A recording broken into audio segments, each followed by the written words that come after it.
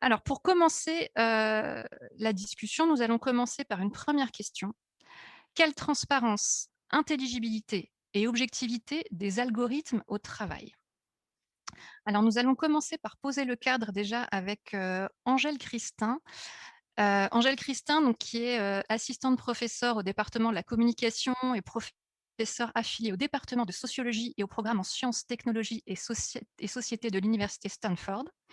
Elle étudie comment les algorithmes et l'analyse de données transforment les valeurs professionnelles, l'expertise et les pratiques de travail.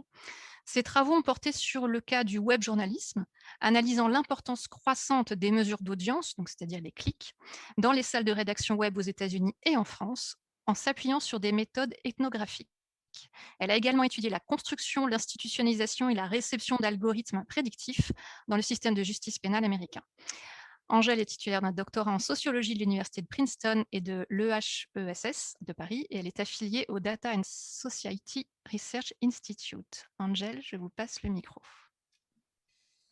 Bonjour à tous. Tout d'abord, merci beaucoup pour cette invitation et pour l'organisation de ce panel. J'ai hâte de discuter avec les organisateurs et les co-panélistes et avec également le public s'il y a des questions. Alors, sur la question de l'absence de transparence et d'intelligibilité des algorithmes, c'est sûr que c'est un ensemble de questions qui est au centre de la discussion sur les algorithmes au travail depuis maintenant une dizaine d'années. Avec notamment l'émergence de tout un ensemble de discours et d'analyses critiques.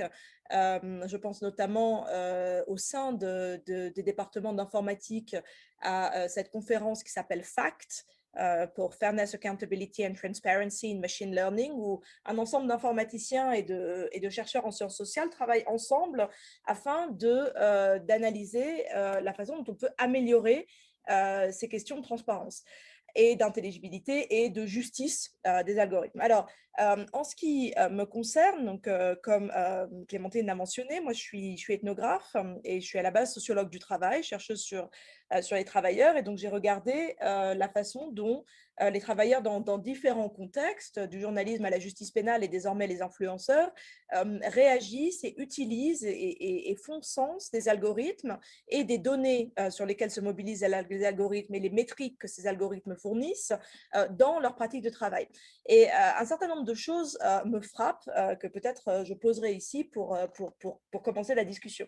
La première, c'est que pour une grande majorité des travailleurs qui interagissent avec les algorithmes fonctionnent comme une sorte de boîte noire. C'est la métaphore qui est souvent utilisée pour parler de ces systèmes complexes.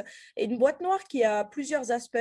Un premier aspect, c'est que souvent les travailleurs n'ont pas les compétences en informatique ou en code pour comprendre, ou même en statistique en fait, pour comprendre comment ces modèles ont été développés, quelles sont les données qu'ils incluent, quels sont les potentiels biais qui rentrent dans ces modélisations.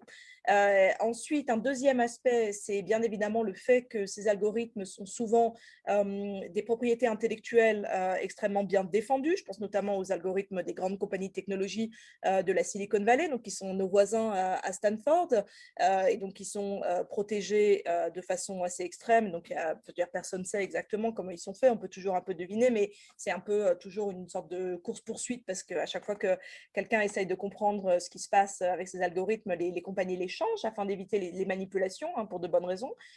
Et enfin, parce qu'un ensemble de ces algorithmes, évidemment, sont des algorithmes d'apprentissage automatique, donc de machine learning, et donc évoluent eux-mêmes en temps réel en incorporant les données, notamment des usagers. Et donc, moi, ce que je note à propos de ces différentes formes d'opacité et de manque d'intelligibilité des algorithmes, c'est deux choses.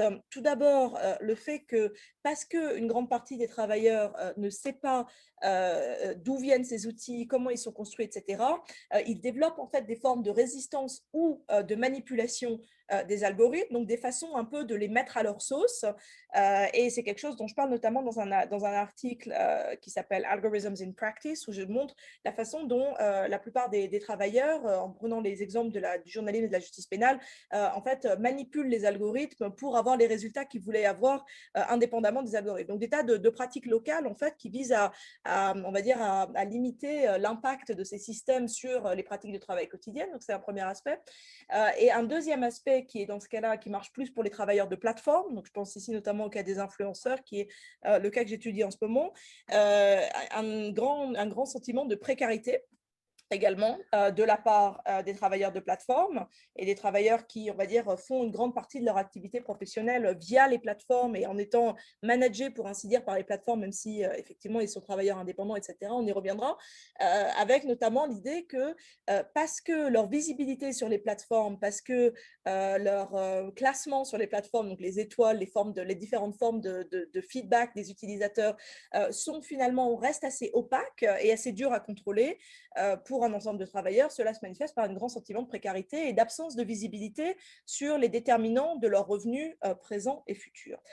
Donc voilà, ça c'est juste pour ouvrir la discussion. C'est quelque chose dont je parle pas mal dans mes travaux, avec notamment un ensemble d'articles et désormais un livre également sur qu'est-ce que cela veut dire pour les transformations de la relation managériale et des transformations du rapport au travail à l'âge des plateformes et des algorithmes. Merci beaucoup, Angèle.